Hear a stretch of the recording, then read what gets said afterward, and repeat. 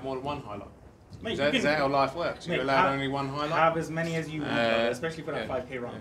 Well, yeah, that was the highlight for me, being able to get around that 5K run without stopping too much. The Chev Clark performance as well for me was a brilliant fight, and Visioli's knockout was tremendous as well. But I don't mean to miss anyone out, but there are a few of my highlights.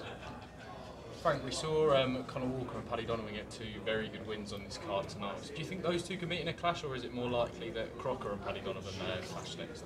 Yeah, great win from Conor Walker. He's a brilliant fighter. We saw that in the Cyrus fight. There is a potential still of the Cyrus fight. We have to see when he's back and ready. You know, the focus for us was to get Conor out. You know, he'd been waiting a long time for that fight, and we didn't want to mess him around. We wanted to get him a fight. So the focus is still to try and do the Cyrus rematch at some point, subject to Cyrus being fit and ready. For me, the Lewis Crocker against Paddy Donovan fight's a natural fight. I think that's one we've got to focus on trying to make. Definitely, in Chev Clark's performance as well, it was excellent against Tommy McCarthy. So who is next for him, or are you going to try and enforce that mandatory with Isaac Chamberlain? Yeah, look, brilliant win from him, you know, and just his, I think, 8th fight tonight, going in there against Tommy McCarthy, who Tommy McCarthy showed a lot of heart in there, you know, he's always been like that, and it was a real step up for Chev Clark and the type of win he needs. We made a massive offer for Isaac Chamberlain to box her for that fight. They didn't want it, you know, by far and beyond his highest payday to date. They said they're focusing on the European title, which fair enough, but just hopefully they don't hold up the British belt, you know, because it should be his chance to go and win that belt, and I think he's ready for that now. Frank, sorry, Rico Giffen, no smoke sport.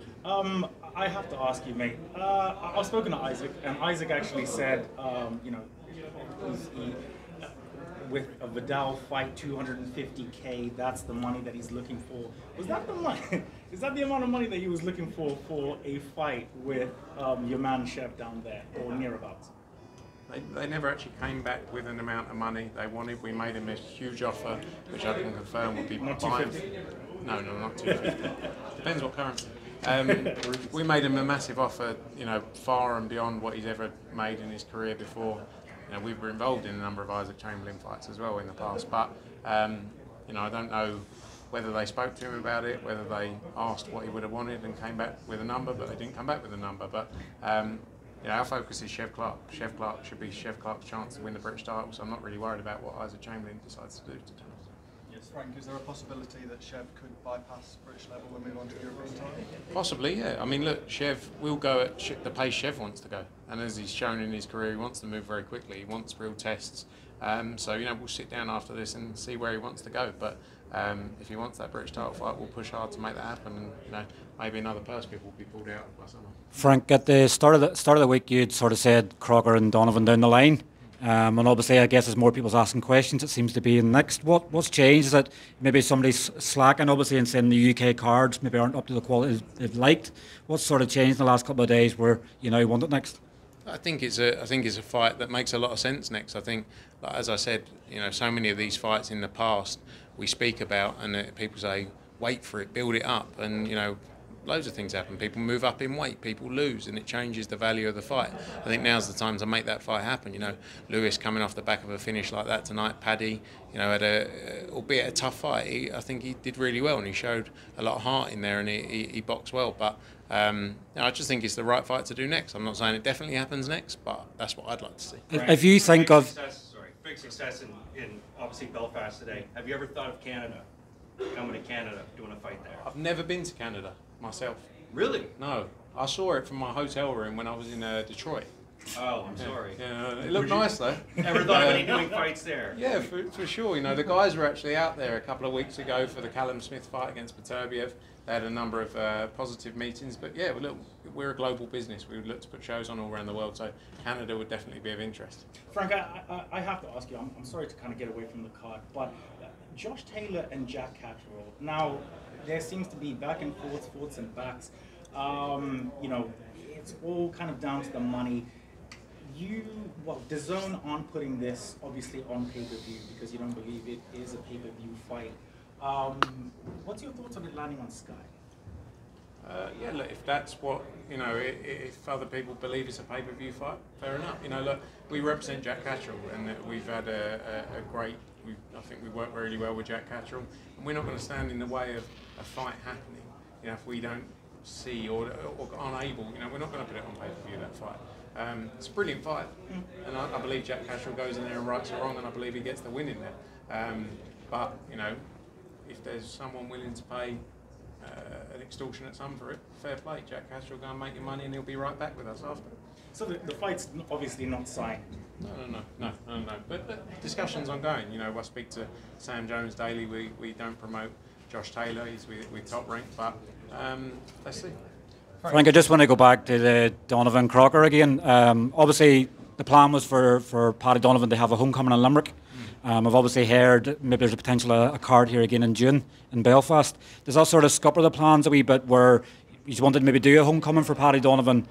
Maybe the right thing might be to let him have his homecoming, to then build the fight further maybe towards the end of the year, or is it just 100% focused on making that next?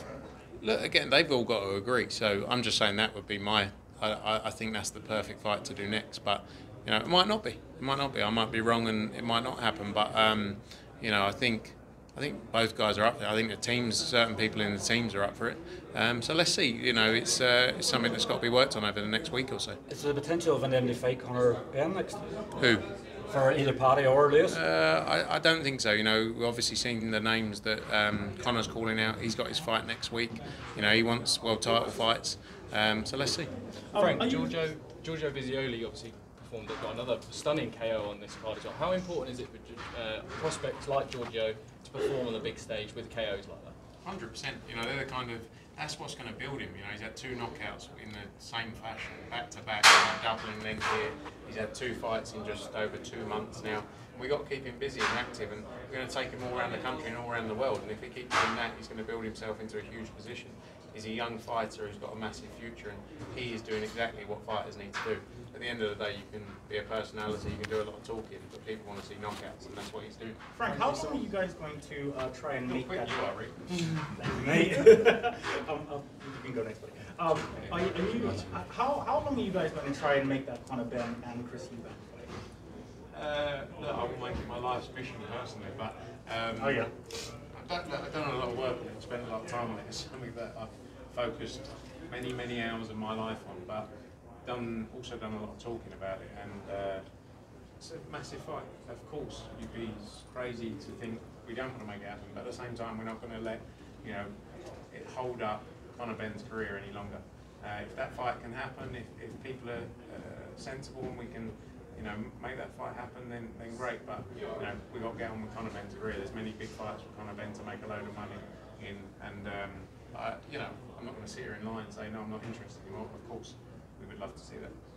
So Eddie had the chance to sit down with Oscar De La Hoya the other day. How do you imagine that one? I'm sure they got on swimmingly well. The game's changing. Everyone's getting on at the minute. Long may it continue, because if it's for the good of the sport, boxing for too long has had a tough time of maybe not delivering the fights we need to see, and that's probably why UFC's taken over the position that boxing has, because they've delivered fights that people want to see. And I think if more people working together is only going to be good for the sport. Frank, my final one, Ellie Scotney is one of the fighters that's kind of missing from the announcements that you made the other day. Is a unification with Erica Cruz likely, or does Erica have to fill that mandatory that was called by the WBC? This unification could surpass a mandatory, obviously, but conversations ongoing about the next fight for her. The team, I think, Tom Dallas was speaking to a team earlier, so news soon. Crocker Donovan, back to that.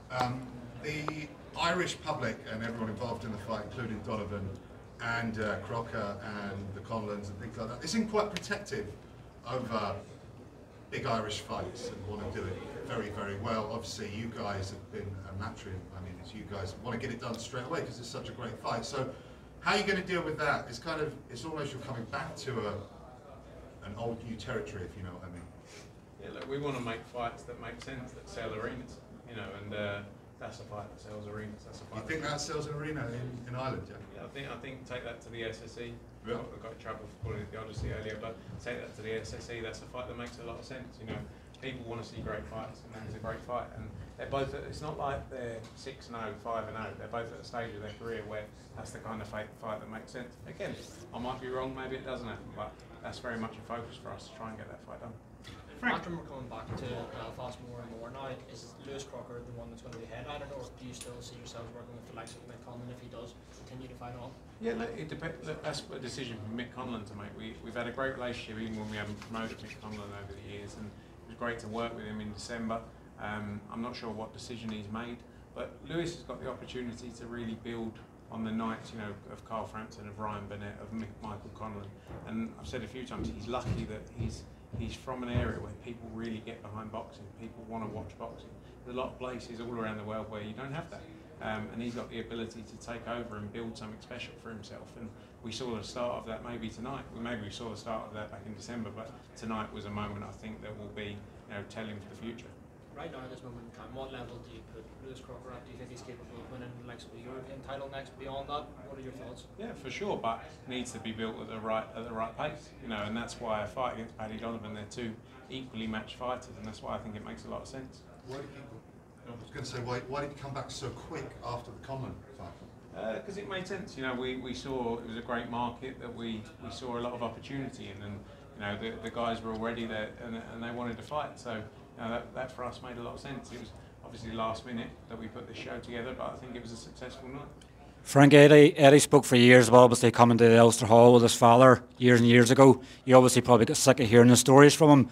Have you got one up on him tonight? We're obviously we've had a great start to the UK card for the year. Have you got one up from him? Obviously him in America, where you can go, I was in the Ulster Hall and you weren't?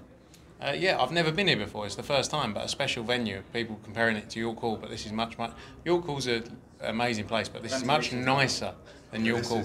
It's much more attractive than York Hall, but gives you that same atmosphere, unbelievable atmosphere. And yeah, I heard the stories from Eddie. He's out in America with John Ryder ahead of a massive night for him. But yeah, I'll let him know that he missed it. Frank, am I correct in saying that Anthony Joshua has signed a multi-fight deal to fight in Saudi Arabia, and he will be fighting in Saudi Arabia for the foreseeable future, assuming that he beats Francis Ngannou?